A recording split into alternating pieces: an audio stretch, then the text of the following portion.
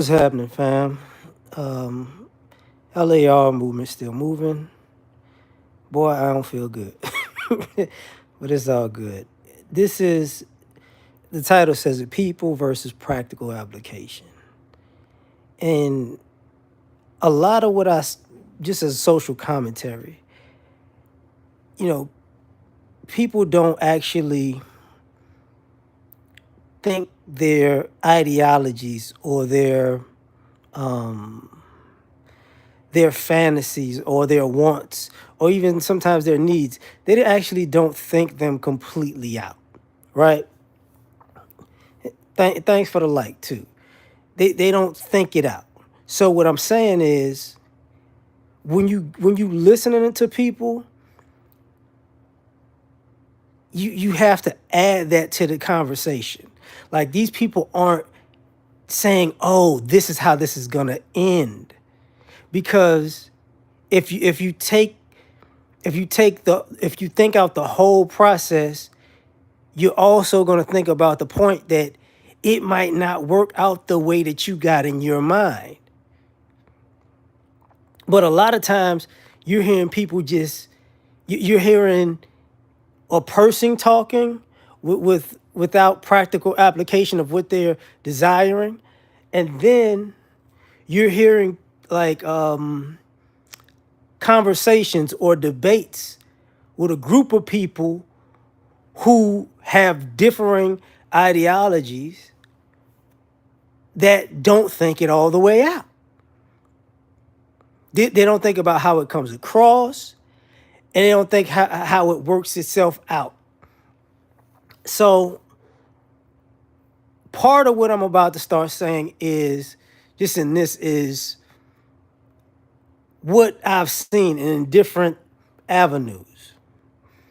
Since I'm in the Black manosphere, since we talk about relationships, I'm going to start with that. I'm not going to end with that, but I'm going to start with that. So here's the first thing. You hear, and I'll start out with the men. You hear men who talk a lot of red pill rhetoric and red pill ideology, but they don't actually think it all the way through, and it gets perverted. And what I mean is, just starting with the guys, you'll hear guys say, like, I'm an alpha male, I'm a provider, I'm this, I'm that. And because you're saying those things, for some odd reason, you put that with because of these things, I can be disrespectful. And in practical application, even if you're an alpha male, even if you're a provider, even if you feel like you're a man's man, the minute you start being disrespectful to people, whether it's men, whether it's the women you're with, it's gonna end bad.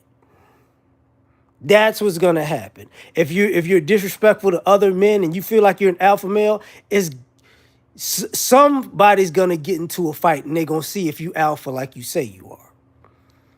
And if you're dealing with a woman and you go, "Oh, I'm alpha, so I'm with this woman, but I'm with all these other women," she's not gonna be with you in the end.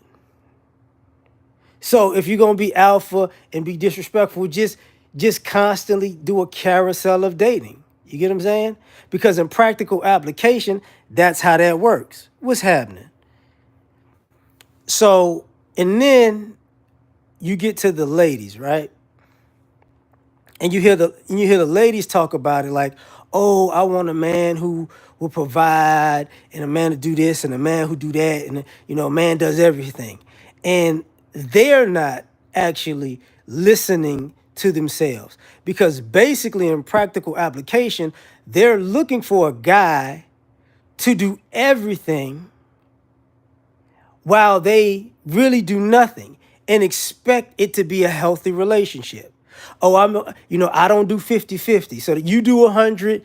So you want him to do 100 and you do 0. And him to pay for you doing 0. And you actually think that's going to work. What's happening with it, man? So now we got an issue because you're not smart enough to go, oh, maybe it's not a good idea to tell a person I want them to do all the heavy lifting in a relationship, and while they do it, I go kick it.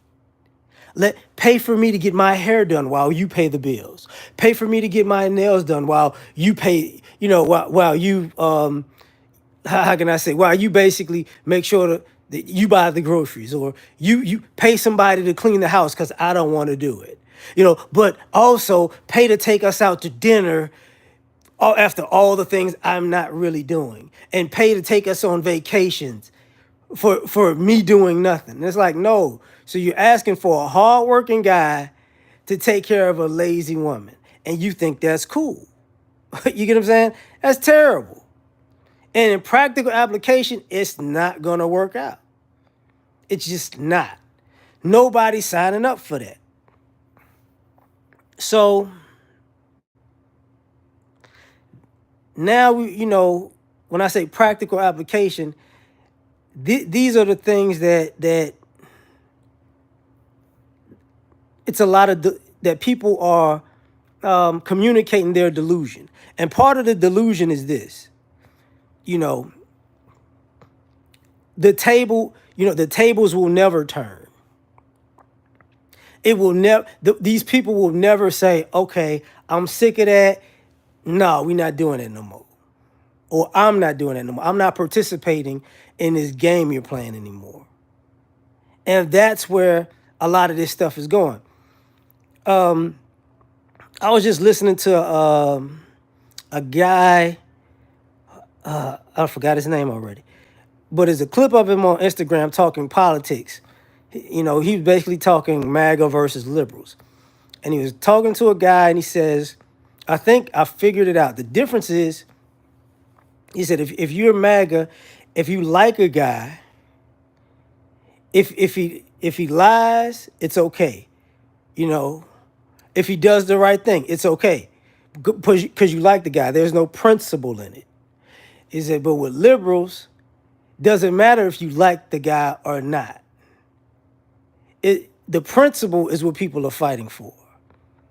And I see this in practical application. Because using even a political climate, right?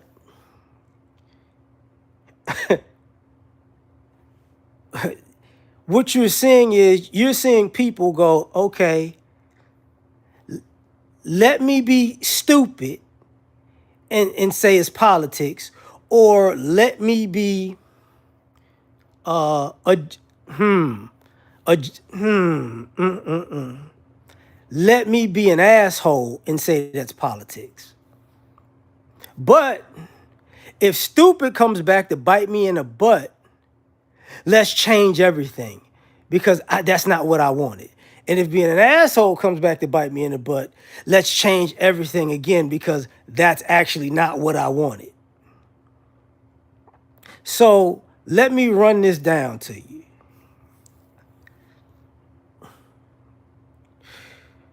You have a situation where you have people saying basically everybody, let's just say conservatives are saying everybody needs to pick themselves up by their bootstraps and just suck it up, and stop being a victim. But because all these other people are just, you're just soft. But at the same time, the programs, the policies that are the same thing for conservatives, they're just different names. That's it. Like, oh, you're on Section 8. You need to pick yourself up by your bootstraps. You're on government subsidies. You need to pick yourself up by your bootstraps too. No, that's different. So what you're seeing is practical application of people being hypocrites and expecting somebody to actually act like it's not a hypocrisy. And that's stupid. Then you got, let's just say, the other side, liberals. Oh, we could change the world if we just do this magical thing that makes me feel good as a person. And I know if I feel good as a person, the world will feel better. And in practical application, that's stupid. Because what if I say, you know what'll make me feel better? You shutting the hell up.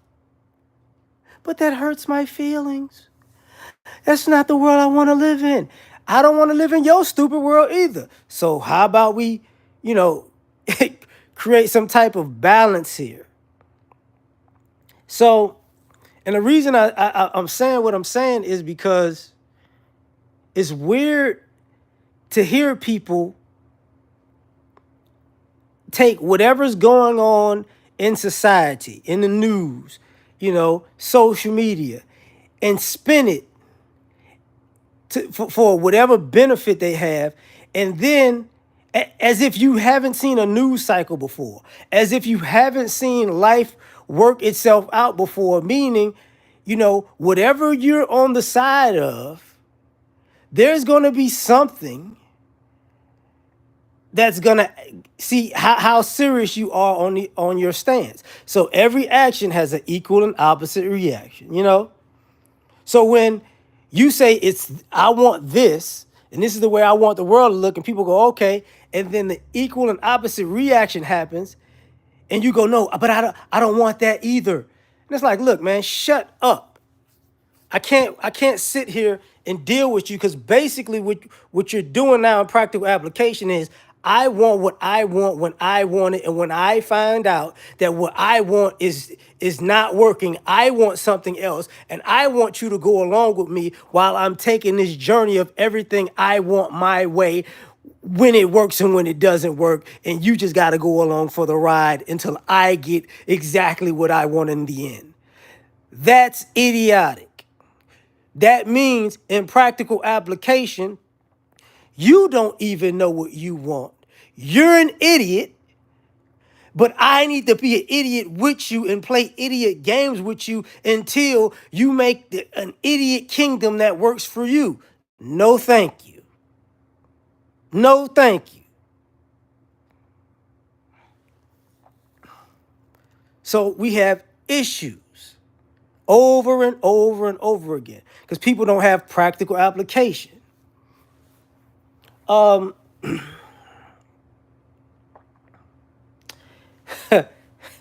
Boy, respect. I've been seeing this. This is a normal thing in America where people, America has this thing. In other cultures, in and outside of America, have this thing where they swear by respect, but in practical application, you're disrespectful. You know, the idea of being civilized and respectful and cordial. That's actually not how society is working. That's actually not how it's been implemented. What people want is, I want to be disrespectful to you or whoever I feel like I can be disrespectful to, and I need civility when they respond with the same energy. So basically, that's what's been going on in practical application.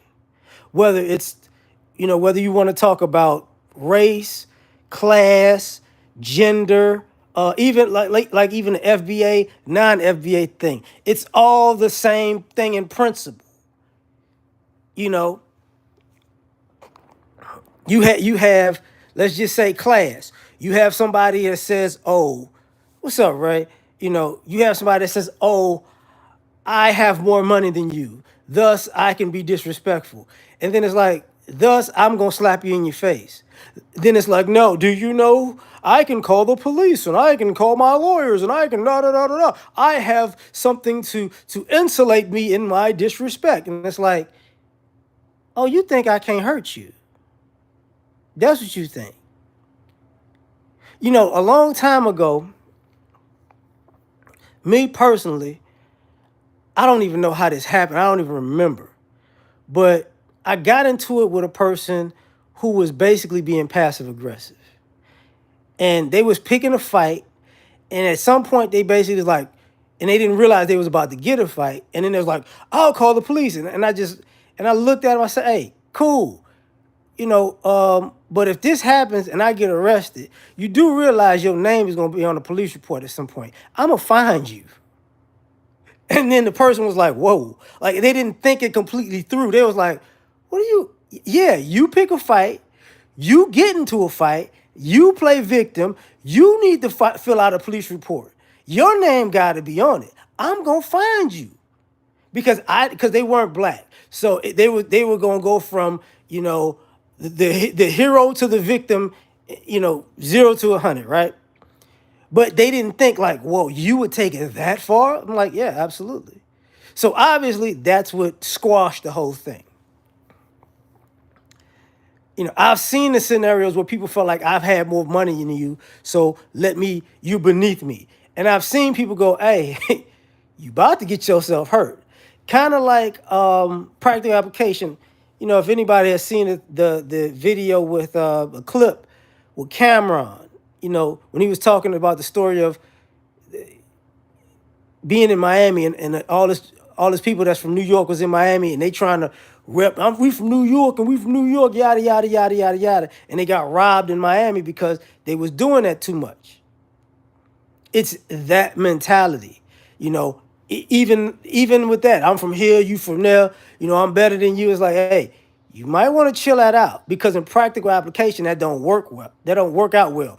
It doesn't really necessarily like people represent where they're from, but every place that people represent, there are people who are like that and there are people who are not like that. So just because I'm from such and such, that don't mean a person is like that. And just because a person says I'm from this place, that don't, you be like, what? That don't mean they're not like that. That just means they're representing where they're from. In practical application, you don't necessarily know what you're getting into. And that's what I mean about disrespect. Same thing with the gender thing. Some people, like I said, even with the relationship thing earlier, some people I can disrespect you because you're a woman. I could disrespect you because you're a man. The whole like Sha'Carri Richardson thing. It's Sha'Carri Richardson thing.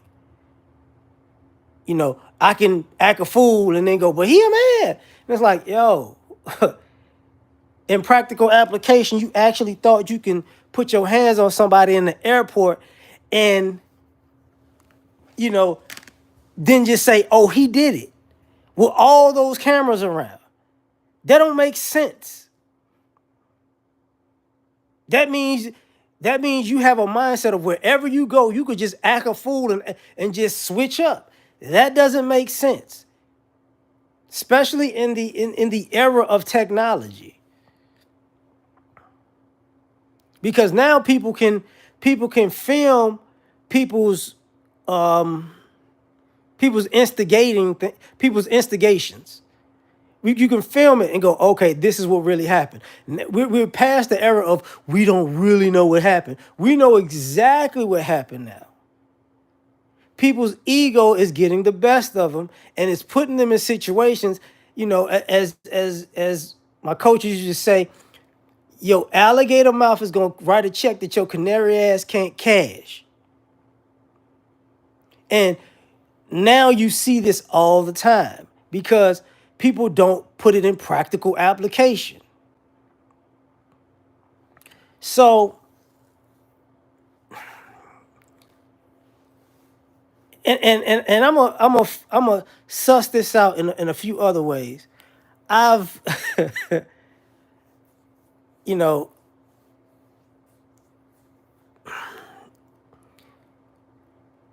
let me just do it this way with health, just health.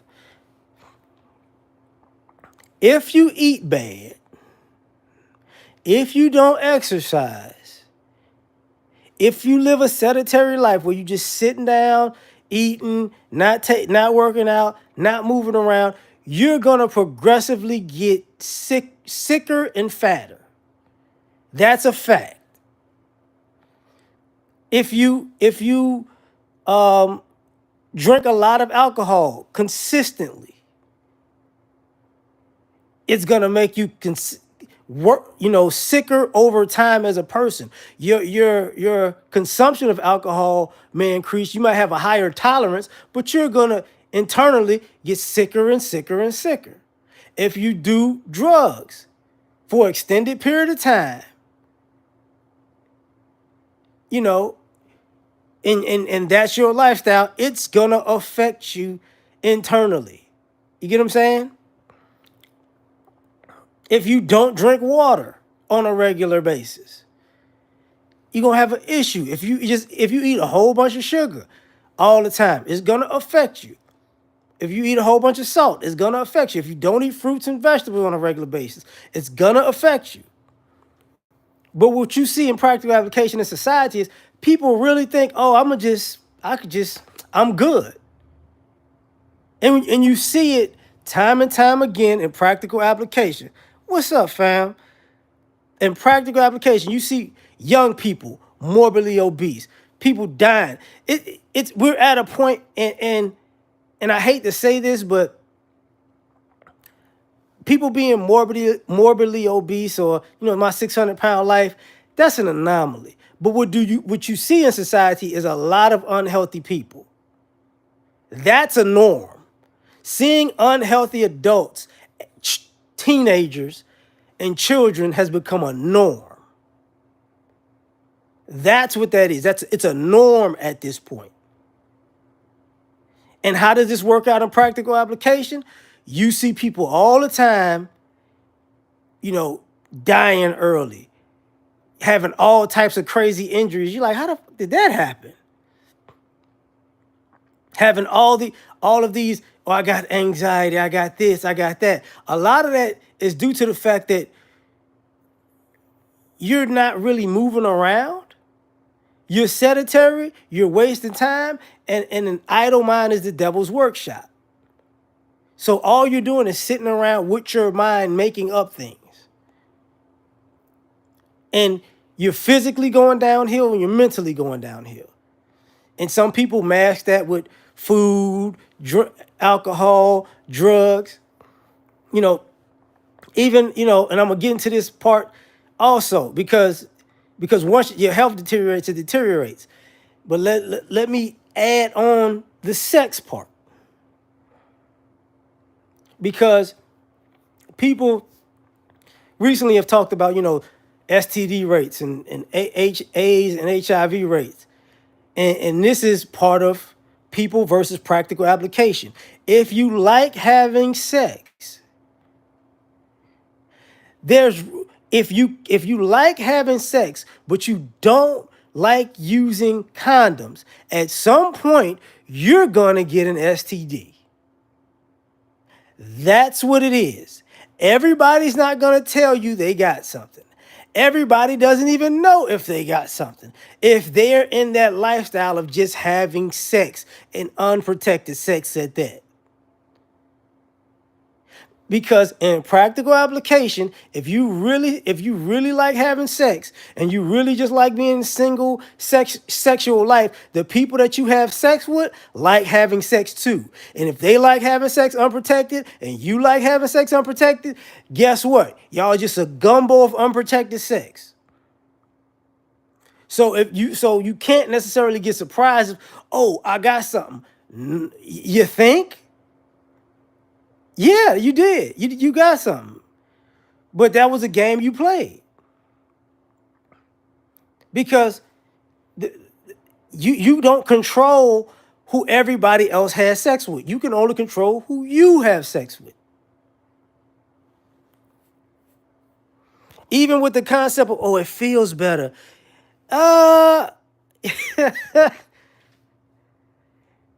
if you want to have unprotected sex and it feels better, you might want to have unprotected sex in a monogamous relationship.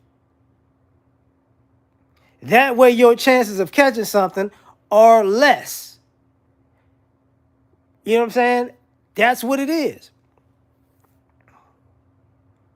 And I can, like, I know some people who, like, I remember working out with a guy. He cool. I ain't seen him in years, but he said he didn't like a woman giving him head because a woman gave him head and she had like chlamydia or something in her throat, and he got it like that, and he's like, I ain't doing that no more.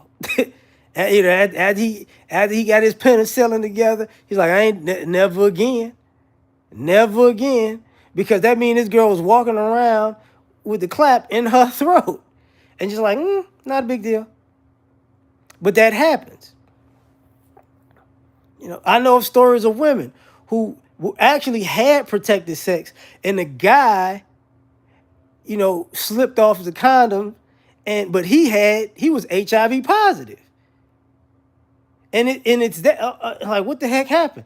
Oh well, that idea. Well, hey man, I just had to do it my way. It's like, oh, you know somebody like that. If you shot a person like that, who cares? Because sometimes people just want other people to suffer. And I've seen this in people who say they don't have say they don't have something that's curable like chlamydia, and they don't have something as detrimental as HIV, AIDS. Uh, I've heard that this, like, the people who have herpes, you know, women got herpes and they just let guys go down on them. They just, I just like head. Whoa, so you basically give it to him and you don't care. Oh, okay. Now, if that dude, if that happens and he winds up catching it and he beat the brakes off of you, I don't care what happens. Because see, some of what I'm talking about, a lot of, not a lot, there's a certain segment of what people would call domestic violence that's actually people fighting because of that type of stuff.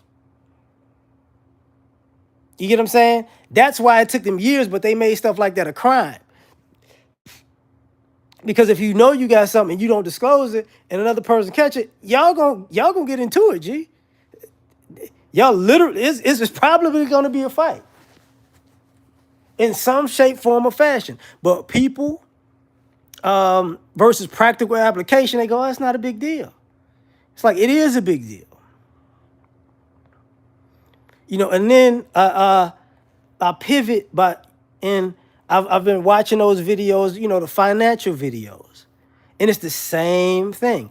Oh, like, this is the amount of money I make, or this is the amount of money we make as a couple, but I like this so much that I'm willing to just blow all of our money or their money and just go, wee, it's so fun. Oh, we're in debt. Who cares? It's just money. And in practical application, I'm going to tell y'all how this works, because I've seen this so many times. I would love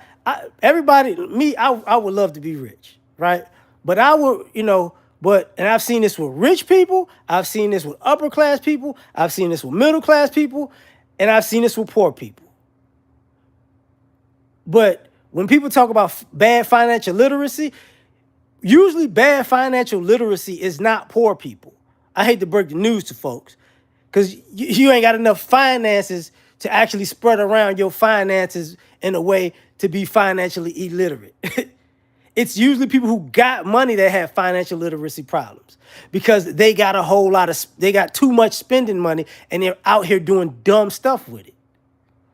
So I've seen people who are rich, who just spent their way back into the upper class and spent their way back into the middle class and go, oh, I didn't have financial literacy. No. It wasn't that. People told you what to do. You said, I want that Lamborghini. I want that Rolex. I want that Gucci outfit. I want those Louis Vuitton shoes. I want, and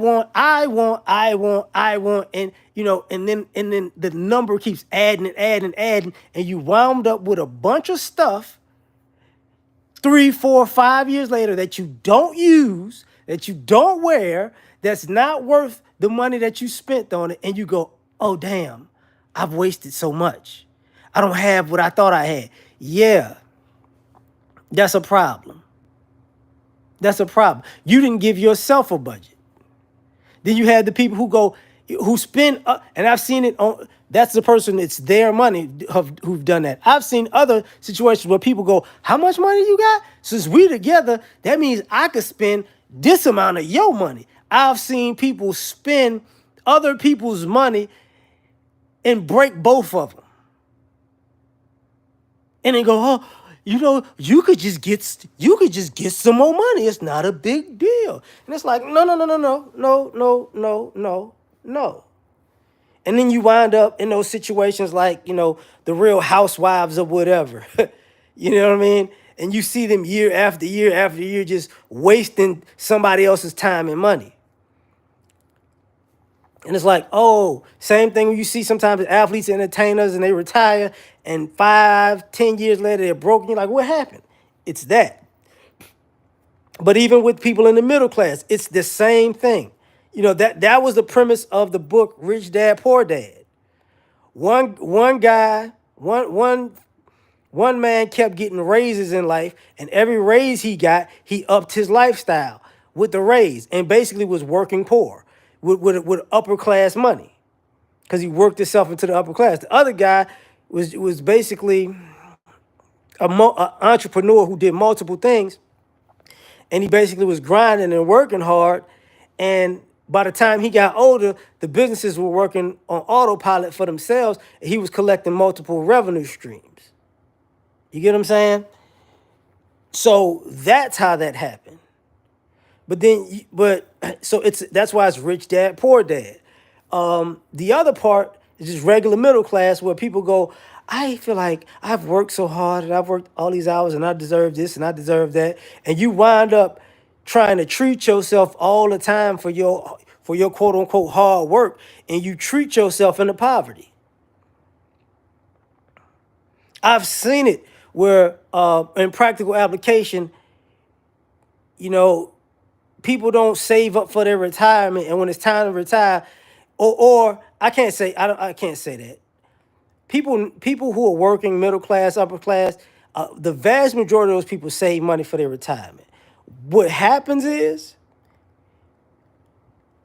certain things in life happen, or they try to get somebody else an upper hand in life, and they need to take money from retirement for this, take money from the retirement for that, and take money from the retirement for that. And then by the time they retire, they could have had 6, 7 figures total, but they done nickel and dimed it away to a smaller amount. And it's like, what happened? It's like, oh, we put this kid in school. We did, this emergency happened. The house, something happened in the house. This, somebody got sick and we needed extra money. And, so we had to take care of somebody else's kid or whatever. That type of stuff happened. And then people go, oh man, those people aren't necessarily financially illiterate. Those people actually broke themselves sacrificing for other people. And what winds up happening, the people that they sacrifice for will never, ever, ever try to repay them. That's what normally happens. You know what I'm saying? When people use practical application, they'll tell you, hey man, a lot of the people you help will never help you. Because people that need help have a tendency to say, when I get on my feet, or when I get on, or when I get a few dollars, or when I get to where I want to be, I got you. They rarely ever look back to the people that helped them. Rarely ever. So when I say, even with the financial part, you have people doing too much. So in practical application, people get mad at a person who's like cheap or a miser, or saying, look, nope, I ain't doing it. You get what I'm saying? I ain't doing it. Like, I ain't helping you. I ain't giving you you got money. Why you ain't giving me nothing? Why should I give you any of my money? What does that mean? You get what I'm saying? So people versus practical application. Because a rich person will go broke helping a bunch of broke people. And conversely, and this is not talked about enough, there are a lot of rich people who go broke helping other rich people, investing in other rich people, doing business with other rich people. There are a lot of rich people who are not good at business. They're good at getting other people to invest and then effing off Everybody else, they're good at pitching things, but they're actually not good at business. They hide it. They hide behind I got money, and they're just horrible business people. That's an issue. So, people versus practical application. Then, and this is oh boy, oh boy. Sorry, this is something that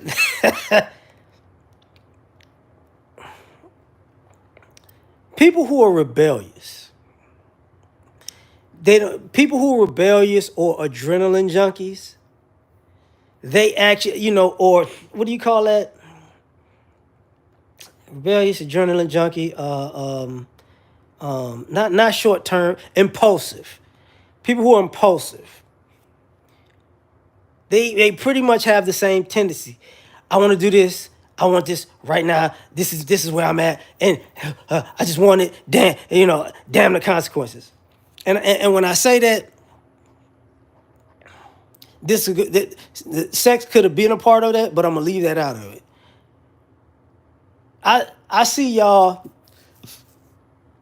when you driving. You ain't gotten a wreck yet, but I can tell you gonna get in one. You know what I'm saying? I see y'all out wanting attention and doing stuff because living on the wild side makes you feel alive. I see you. You ain't got robbed or arrested yet, but I see it's about to happen. You get what I'm saying? Some of y'all who are impulsive, I see you putting yourself in a bad spot. It just ain't happened yet. Because I can see it in practical application. Like, hey, why you keep just, I see you driving every day and you just whipping in and out of traffic, 3, 4, 5 lanes just for no reason. What's going on with you? Like what are you really doing? Like, whether you late, whether you on time, whether you early, you just gotta do all of this stuff on the freeway. At some point, you ain't gonna have a car, right? Like, you're gonna cause an accident. And I've been around them people like, oh man, this is how I drive. And then I get a call, hey man, car flipped over. I got or I got a reckless driving, or SR22, or man, what happened? Like, hey man, you on your own. You on, like, now I got to get another car. It's like, hey, whatever. I don't understand it. I don't know why you did that, but you did it. Sometimes when I say the adrenaline junkies, I hate to say this, the adrenaline junkies, I can be cool with you if you're an adrenaline junkie. Let's just say, if you can know how to control yourself. As in, you know what? Let me go skydiving. I'm an adrenaline junkie. I ain't gonna do it every day. Let me go shoot some guns. Cool. Let me go spar at the gym. Cool. But see, you adrenaline junkies that just like to go out in society.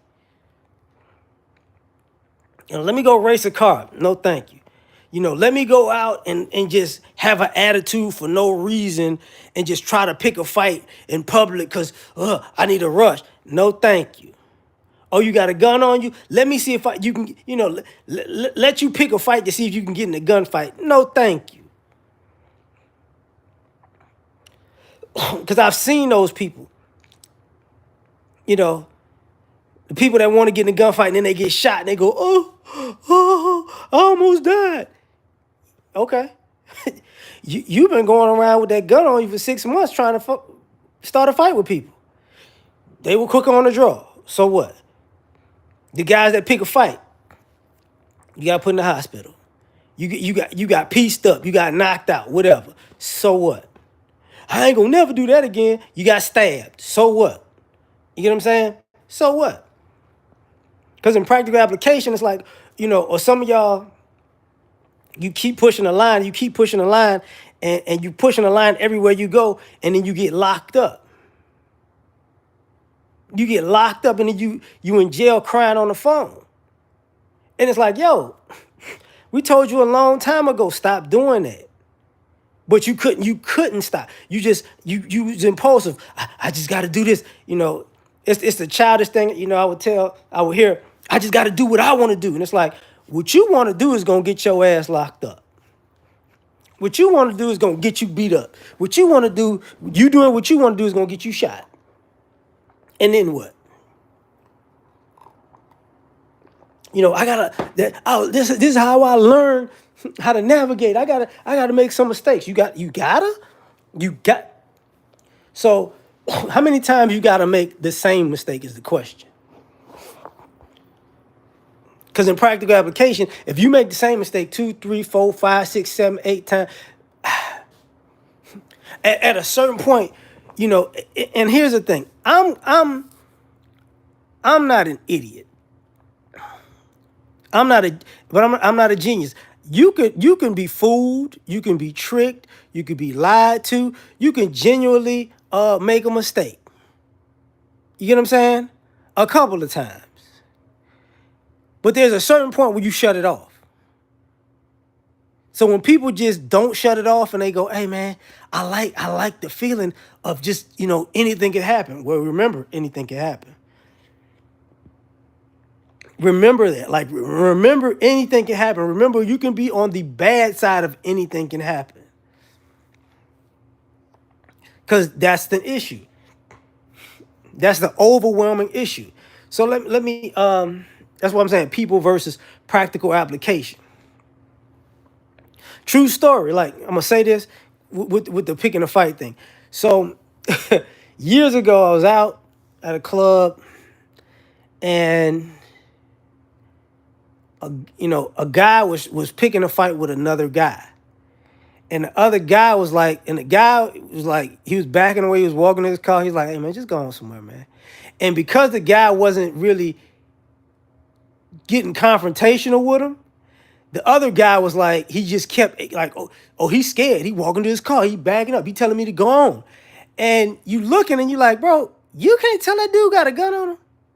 Like, you can't tell why his hand is close to his waist like that. Like, you just pushing you pushing. He telling you, "Go on, man. I don't want no problems." Yada yada yada yada yada yada. And the guy kept walking forward, kept going, kept going. And the closer the guy got to his car, the closer the guy was trying to run up on him. When he figured out he was by his car, so then he tried to rush him. Pop! Oh, he shot me. Like, shut up, dog. You done followed this guy 40 damn yards in this parking lot to pick this fight. He told you to chill out. You got shot. So what? And ironically, it's another situation, and this is for the ladies, because some of y'all like being around, an aggressive environment, and I hate to do this, I really do. Remember, I met a girl, we was out kicking it, and she wanted to go to this hood spot, and I'm like, "Why you want to go here? Like, this is not a good idea." But she like, "Ah, you gotta go ahead." I said, "All right, but this ain't a good idea." So we walk in. She goes to the bathroom. She comes out. She said, "Listen, man, I go in the woman's bathroom. They doing cocaine in there." I was like, "You wanted to come here. You already knew this was gonna be wild." We in there for about 5 minutes. Shootout breaks out. So now we come out. Young lady is laying on the ground. She got shot like through and through. It was through and through, like in the side. So like she got like by her kidney. You get what I'm saying? Through and through. So now she on the ground and she like, "Oh girl, I got shot."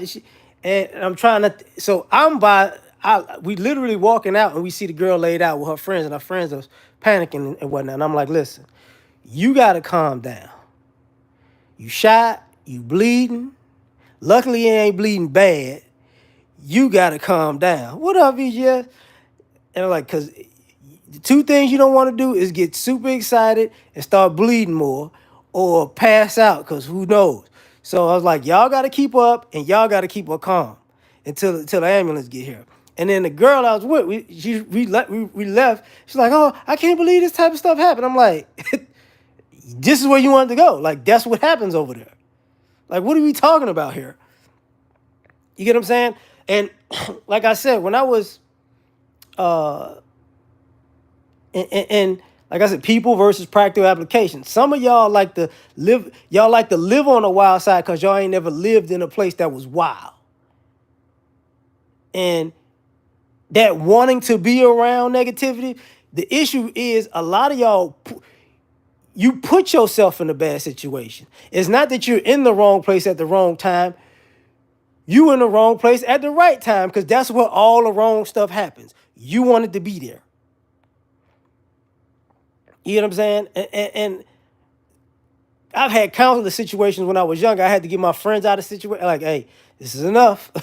This is about to go bad. How do you know? It's like, dude, I grew up on a wild block next to a trap house that they used to have shootouts at all the time. Like, I know when it's about to go left. You just sitting there like this is exciting. It's like, no, it's not. See, a lot of y'all think it's something exciting, and I had to do truth. So I was about to say true story. Let me explain something to you.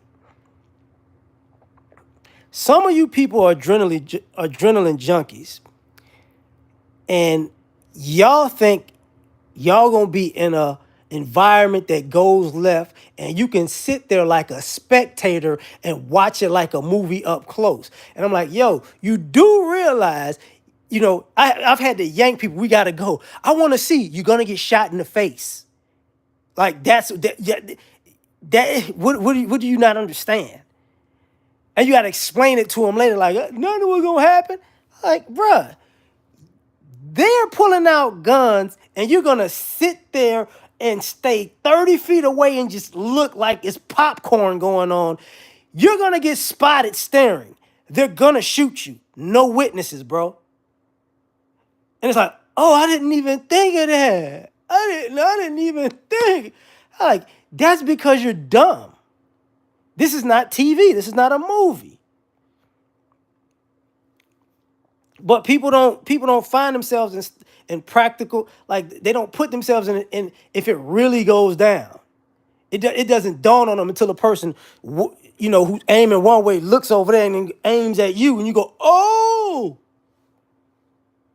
I've seen the people staring at the person when the gun turned and they're like, they finna shoot your ass, and they just staring like, what he about to do? Like, you stupid motherfucker. Shoot, he about to pull the trigger, dumbass. But some people freeze. I can't say that. Some people freeze.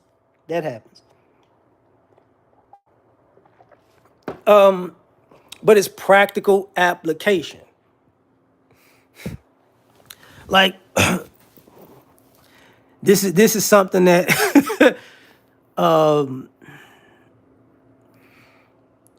if you got kids, if you were a kid, you got kids, you see this thing where people aren't good at planning or making plans or sticking to the plan.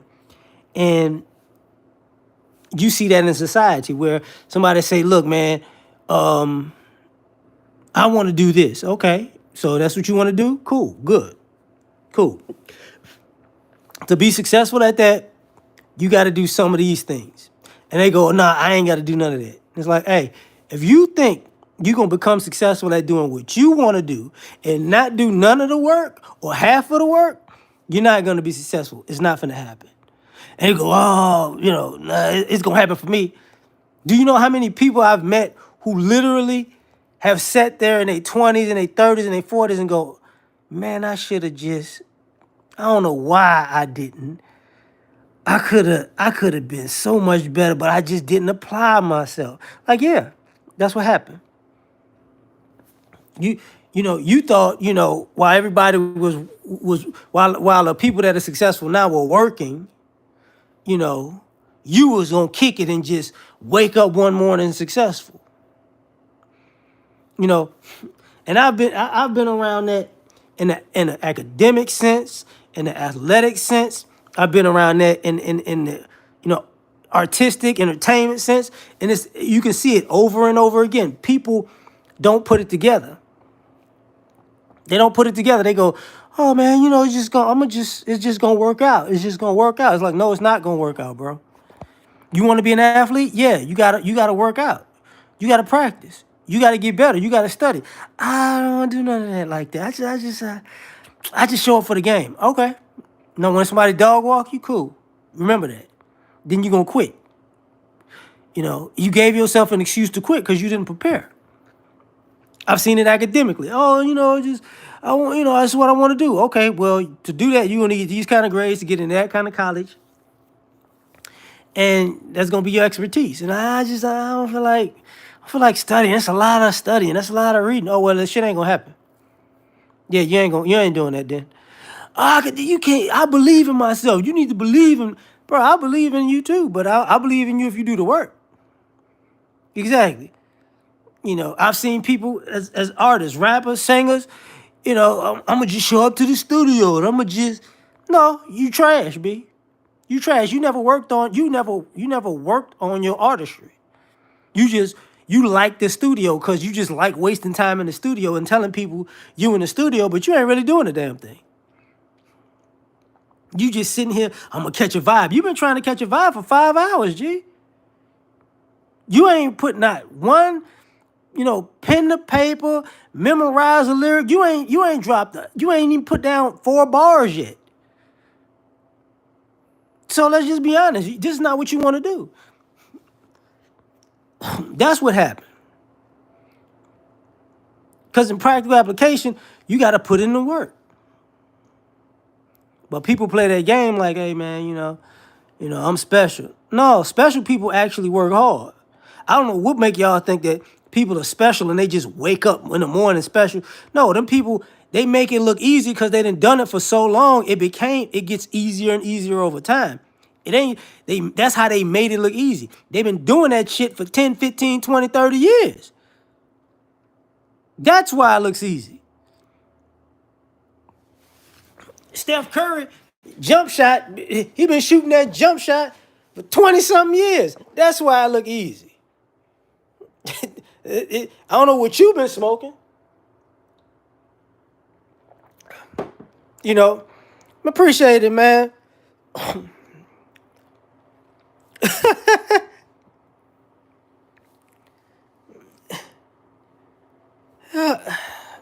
That's you. I can't. That's not how the Black Manosphere started, fam. I get it. Tito didn't. That's not how it started. Bro, I was there. That's not how it started. That is absolutely not how it started. You know, but people will say whatever. But I'll give you a quick synopsis. Basically, the era you talking about is what they call Black Manosphere 2.0, right? So basically, it was people like prior to that, SWP, Don Calypso, Pink Elephant. So some people that Soul and Black, Thug Titian, all of them. You get what I'm saying? No, no, that's not how it happened. And those brothers were talking basically this, they same issues. Cause they just got online. And I was online then. I was actually on YouTube then. And what wound up happening was, what was it called? There was a website, Gen X. So one of the brothers made a website, Gen X. So the guys in quote unquote 1.0 went to Gen X, and then Gen X went defunct. So some of them guys just stayed offline, and some of them guys came back. Then what you had during that period, they was on Gen X.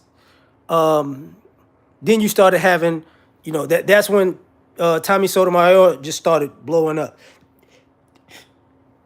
And then, because I started making videos before O'Shea. I remember that. And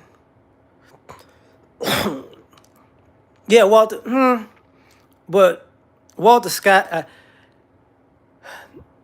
MGTOW was MGTOW. Just for the record, MGTOW had a guy Barbarossa. He was supposed to be like the beginning of MGTOW, but he's like a mixed dude. So and people couldn't tell by his voice he was black or blackish. Now people want to do that. So basically, the MGTOW and the MRAs, which, men's rights activists, and then they had the pickup artists, PUAs. They had their own different little sections. So it's talking about three different things. When the people in MGTOW found out that Barbarossa was black, it just went left. So that's part of that. But the MRA stuff, the MRAs and the pickup artists didn't get along. That was years ago. Men's rights activists was the MRAs.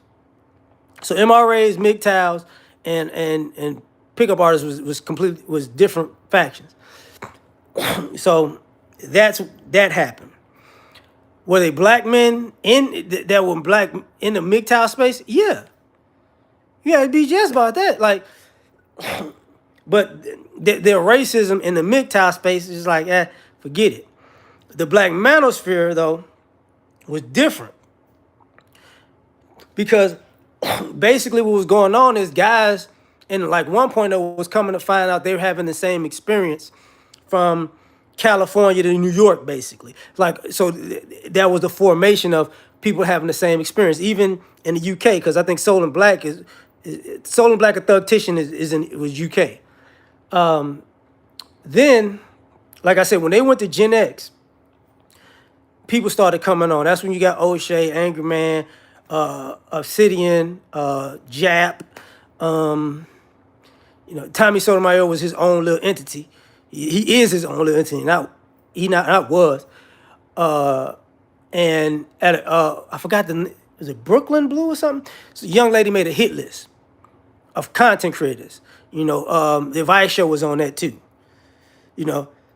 Okay, Soul and Black is American Army. So Thugtician is UK. I always forget which one it was. Appreciate that. So so this young lady made a hit list of all the people to get rid of, all the black men to get rid of on YouTube. And in the process, Solo was on, and on the process, we found that out. No. No, bro. Aaron Fountain made a hit list. That was years after.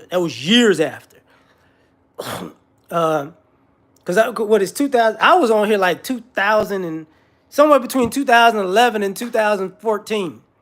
So I'm trying to tell you, like I was on this joint. Black Ram was on there, right? So you gotta understand something. I was here. I was literally making content there. David Carroll, like when he passed away. Then they made another list after that. And when they made the second list, basically, because I know I wasn't on the first list, I was on the second list. When they made the second list, we started basically reaching out to each other and talking to each other online and like, look, we need to kind of become a group. So if one of us go down, we could just go this way and that way to make ourselves more connected, not necessarily powerful. So Tommy Sotomayor was like, nah. But everybody at Vice show really wasn't in it. Superboy was making videos at that time. He was on the list, but he had really nothing to do with the relationship part like that. And there's a few other brothers that had nothing to do with that. They just threw him in there. So that's how the black manosphere actually came to be. Tito was either on the first list or the second list, but I forget. Because Tito had like, if I'm not mistaken, he went to jail a couple of times. So he was for a minute he was on and he was off, he's on, he's off, kind of like that thing. But that's actually how it started. I mean, Tito can say what he want to, but I remember. I was there. Like I was there. Cause Tito used to make videos when he was cause he was making clothes. He was making his own clothes.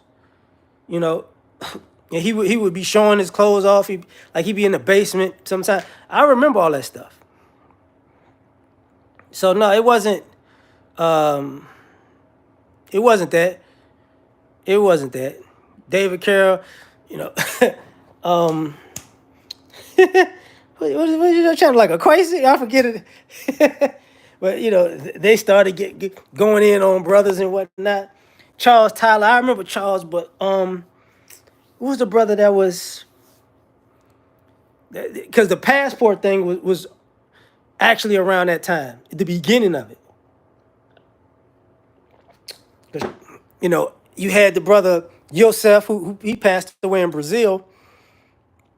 The guys in the DR, that's what it was.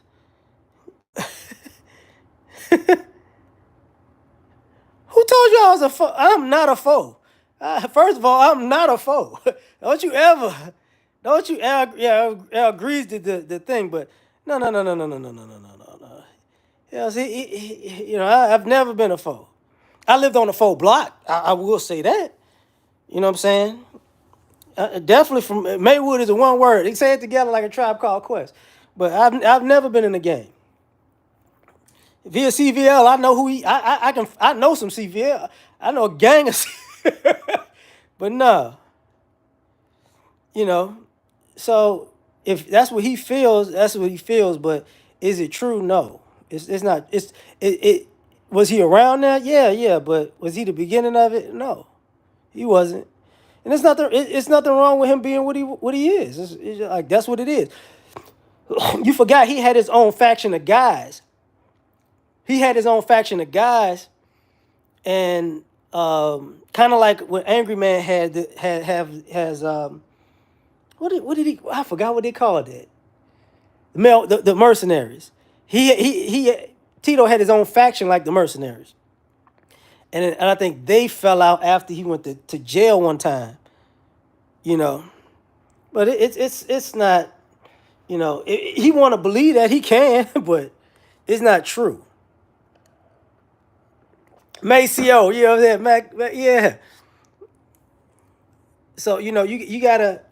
The truth is, when it comes to like the black manospheres, you know, really the pillars of it were Obsidian, O'Shea, Angry Man, and really BGS. You know, the first three were working together really at first, and then they fell out, and then you know, but well, BGS kind of the steady thing in it. So O'Shea was the person who basically, what do you call that? He tried a lot of things. So he got the truckers, he got the players, he got a lot of different people involved in the black manosphere. I can't, G, because I ain't even doing this on StreamYards. My bad. My bad. BGS really he brought the Coliseum, which was really I think is the predecessor to it could be you can call it the predecessor to the Sunday Rumble, in a way. And then he brought BGS for women, but he brought the intellectuals in. Angry Man brought I ain't gonna necessarily just the hood, but Angry Man in the beginning, not in the beginning, but Angry Man was one of the dopest editors that I have ever seen. Like his stuff was like people forget how cold he was editing. So his entertainment value has been top tier for a while. Obsidian worked with Tommy Sotomayor for a little bit, and then you know all of that, and he became like a central figure, but he was just always extra. He was always he was always stirring the pot, man. He was making this space hot. He was going too hard, man. Oh, I can't forget Jap. Yo, a lot of, Jap is one of the people that Jap is one of the people that doesn't get enough credit but he created a lot of the lingo. You know what I'm saying? A lot of stuff that people use now probably comes a lot of the stuff comes from Jap that people don't, when people saying they cooking, that's all Jap. That's all Jap. I'm gonna just be Jap was off the chain, you know. So, that's what happened. It right, right. You know,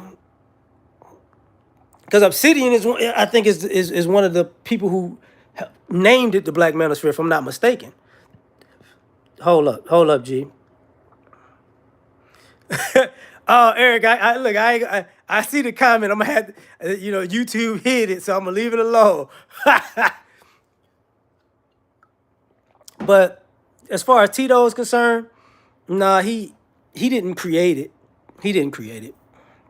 Was he a part of it? Yeah, but he had issues with people. Like that's what happened to the Black Manosphere. He had issues with people.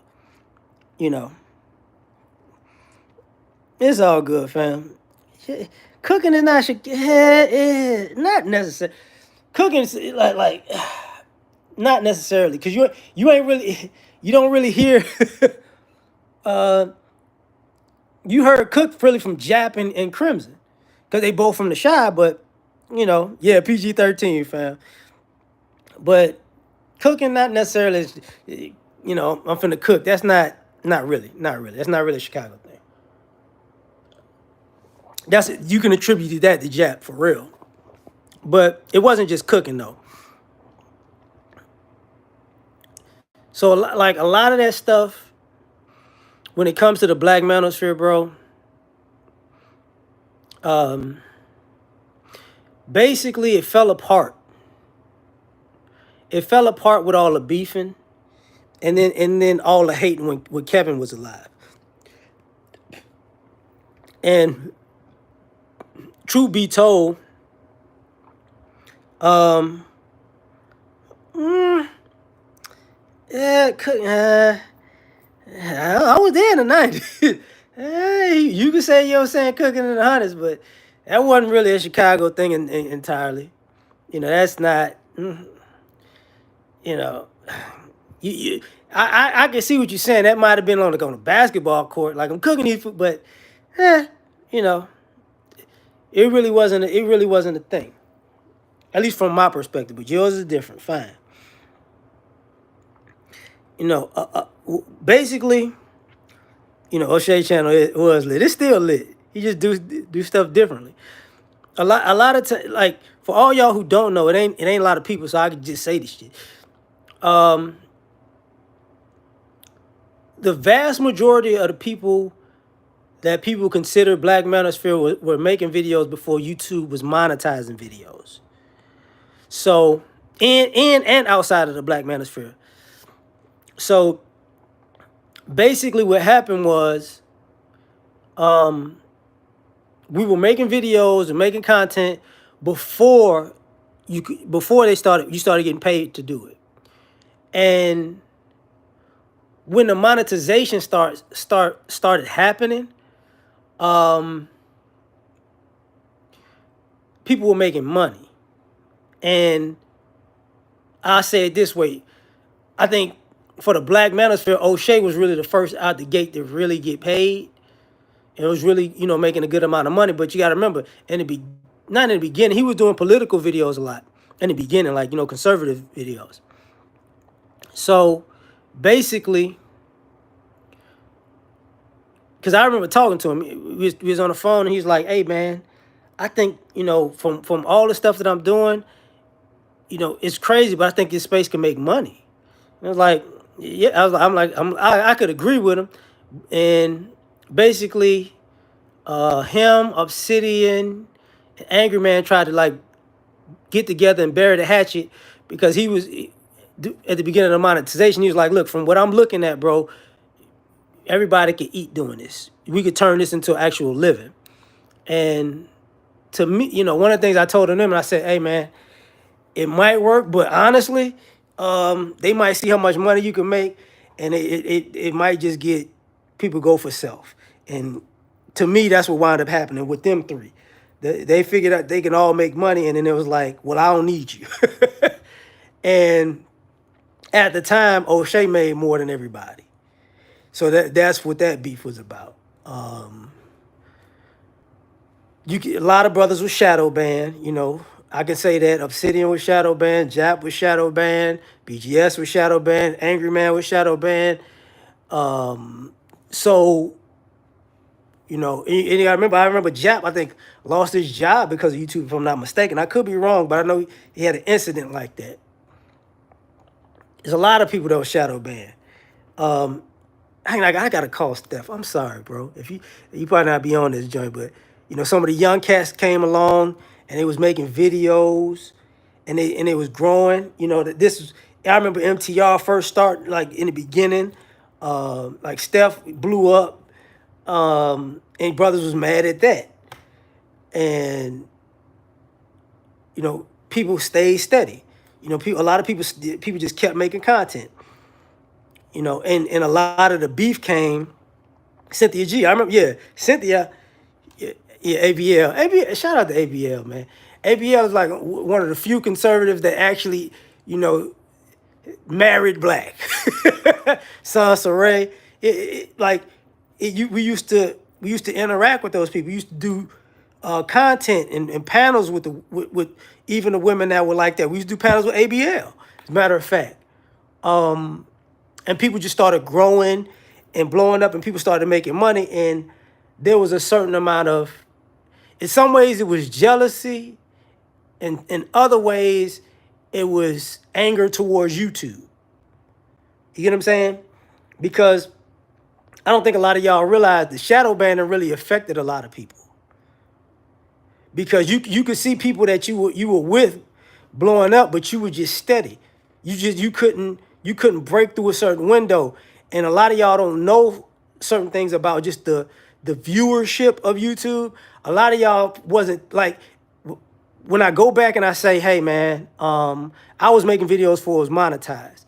I can tell y'all for a fact there were a lot of channels that were predominantly black channels, whether they were just creators or even like businesses. YouTube would they would make sure their views don't go up. For instance, Essence Magazine had a channel. And y'all probably don't remember this. Remember this when the Hodge twins was actually in shape and doing workout videos. They had a thing on YouTube where it wasn't really a view counter for one. You had to hit like 300, right? You had to get like 300 views, and it'd be like 301. That's where it would start.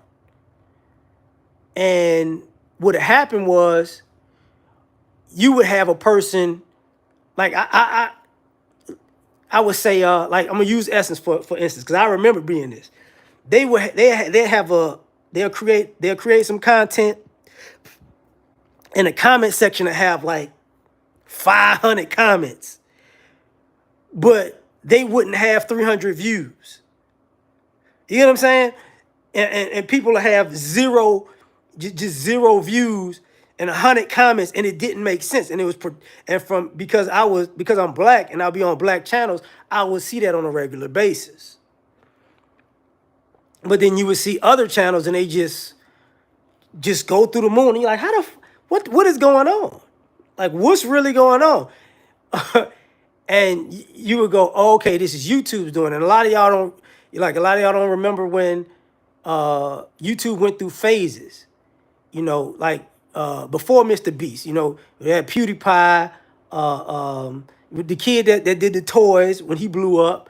What is the damn, I forgot the name of that cat.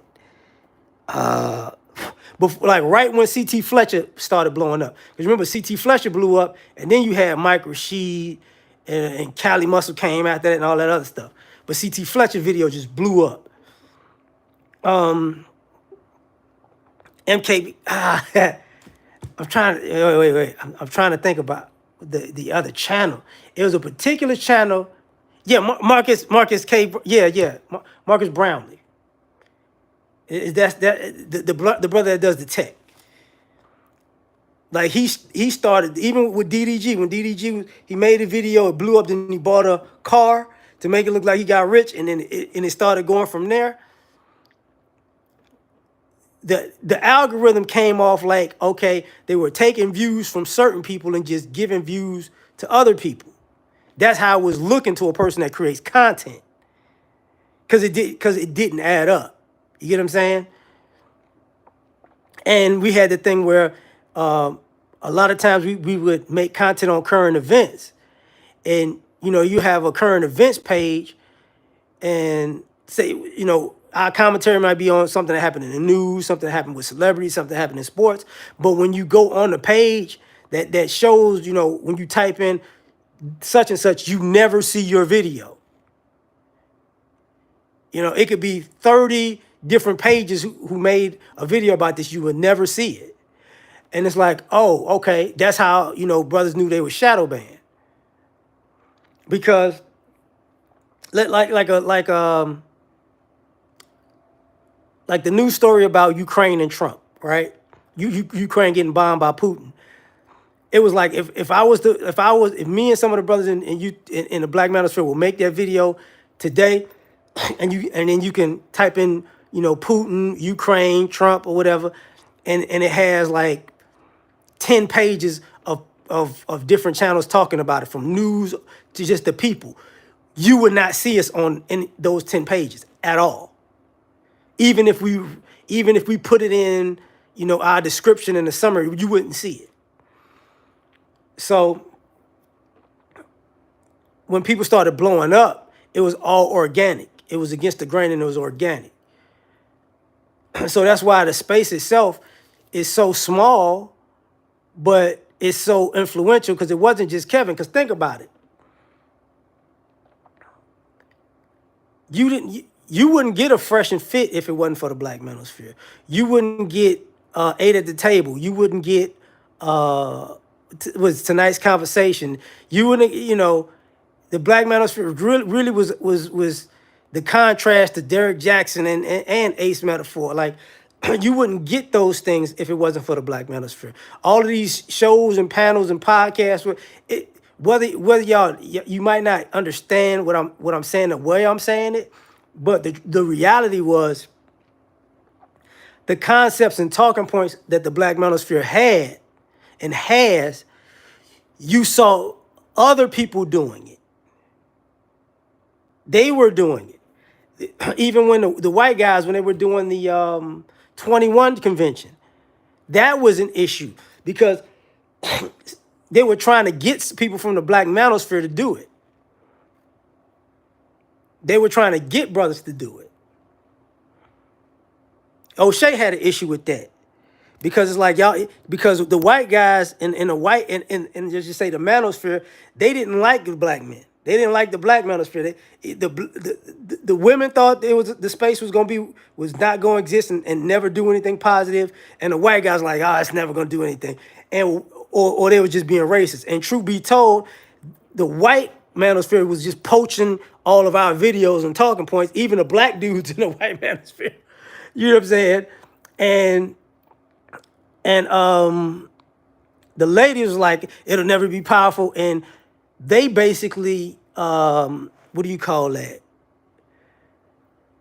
They were trying to get political. They were on radio stations, television programs, really trying to make sure, talking to political people to make sure that this space wouldn't grow. So in essence, they tried to push it down so much that people gravitated to it to see if it was really an issue. And everybody was making money off of it, but the people in it weren't making money at it. You know what I'm saying? So that the Black Manosphere, and it's still like that really to this day. That's the issue. For me, and I can say this because I could, do I think I've been shadow banned? Yeah, but I don't care. Like, I'm one of the people that are like, it's effed up, but I don't care. And I remember one instance where I dropped the ball because I used to do lives like this all the time. And somebody came in my chat one day and it was like, yo, they basically liked the channel. And it was like in a certain way, it was like, I'm gonna open it up. And I'm like, what are they talking about? And I went from like 30 people to 700, just like that. And I looked at my screen and I was like, no, y'all gotta go. Y'all gotta go. Cause ain't no way 700 people just popped up here because this person said he gonna open it up. I ain't feeling it. And I kind of just shut myself down and it's been like that ever since. Because at that point I felt like, for me, it was like it was a sign that let me know, yeah, we shadow banned for real. So the space is the space. You know what I'm saying? The space is the space. A lot of times people disassociate themselves with the space and they grew. A lot of people grew when they disassociated themselves with the Black manosphere, but a lot of people lost a lot when they disassociated. You know what I'm saying? A lot of people crashed. So it's a 50-50 thing. But I just put out, what it is with that. So even when y'all think, Tito can say what he want, bro. I really, it ain't really I don't care. You know what I'm saying? I'm not Tito. It's not my business. But when it comes to the Black manosphere, I know he didn't create it. You know what I'm saying? Is he a part of it? Yeah. But people, you got to understand something. The other thing was, and I hate to say this, but when people found out Tito's record, not that he went to jail, that wasn't the issue, but the things he went to jail for, they kind of like, nah, you just stay over there, G. You just stay over there. Like, we ain't finna, it was, it was too egregious for a lot of brothers, so they just let him be. They just left him alone. You get what I'm saying? That's what that was. Well, other than that, man, it's not. It's not a big deal. I mean, there's other people. What's old boy name, man? What's old boy name?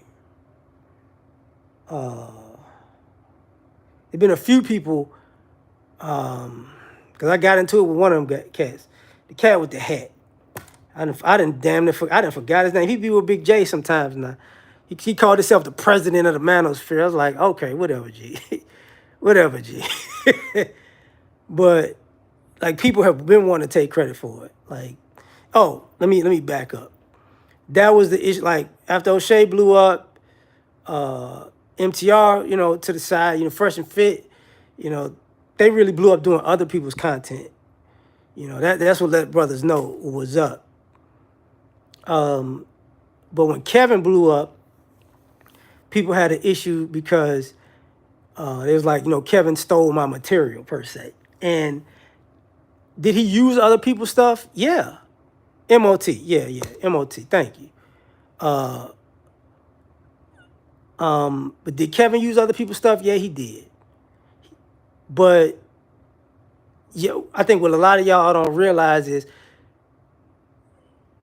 some people didn't like. He used some of my stuff, but I had talked to Kevin years prior. I was like, man, and I told this to other people in the Black manosphere. People used to call me in the Black manosphere for content. You know what I'm saying? They'd be like, hey man, give me some topics. I was notorious for that. People that hit me up, I might not talk to them for months or years. Hey man, I send them 10, 15, 20 topics. A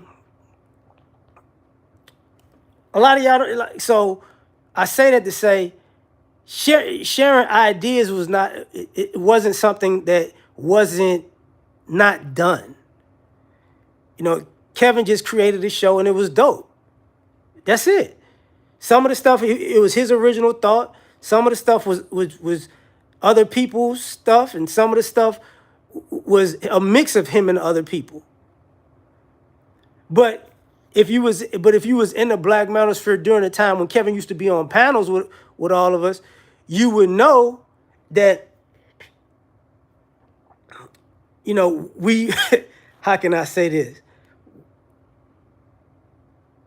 We were creating something and we knew one of us was going to blow up. We just didn't know who. He just wound up being the one.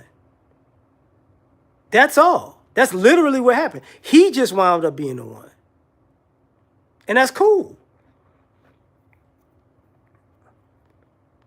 I think people had an issue, because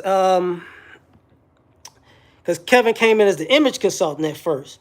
And he was telling the brothers to get their stuff together and be more presentable. And brothers had an issue with him for the first like year and a half. And then they had to come around and realize, yeah, I am out here looking stupid. So he was right. Like brothers in the black manosphere had to tell him he was right after the fact. Because BGS and O'Shea they take credit for bringing them into the space. So a lot of what y'all seeing is really, and I hate to say this, there are some brothers out here who, if they can get the mantle of the black manosphere really backing them and being behind them, they probably could blow up. But I don't think that's going to happen anymore.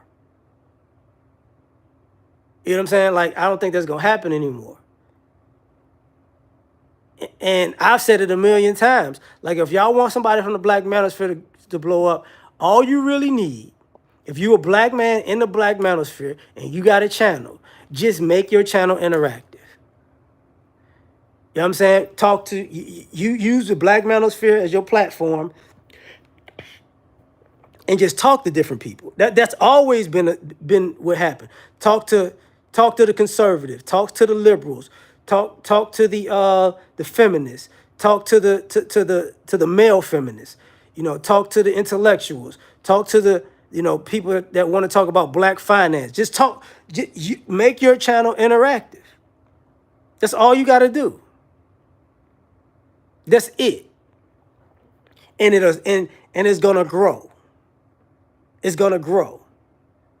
But the issue now is you gotta start small, because the people that are big, they're gonna charge you now. See, back in the day, people wasn't really charging people to show up.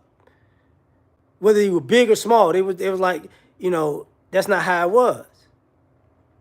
So now you gotta start smaller and talk to smaller channels and interact with them and do it that way. But a lot of people, there are certain people who want to blow up and who want to, let's just say, run stuff as far as like just the internet or the black manosphere. And truth be told, they're not the ones to do it.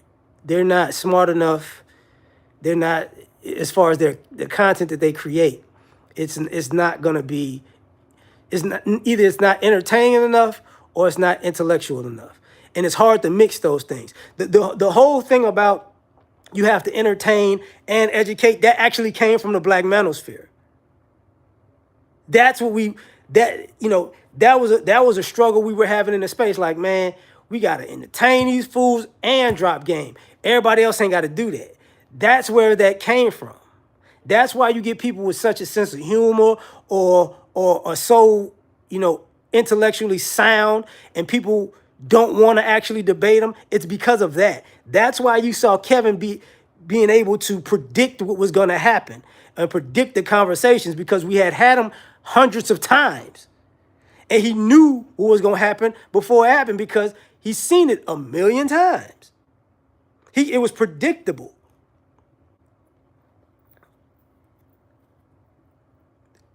So, that's the thing about that, man. So, I ain't realized we'd over here damn near an hour and a half, man. I'm tripping.